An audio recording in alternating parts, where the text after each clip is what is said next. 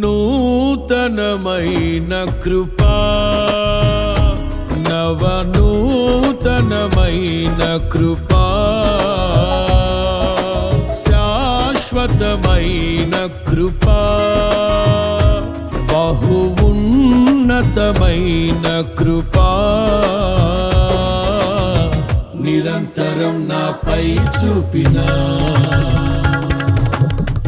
నిత్య తేజుడా యేసయ్యా.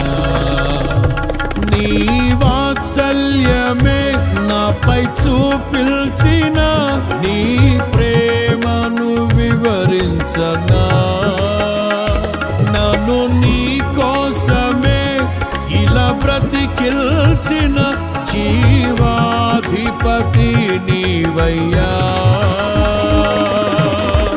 ఇదే కదా నీలో పరవశం.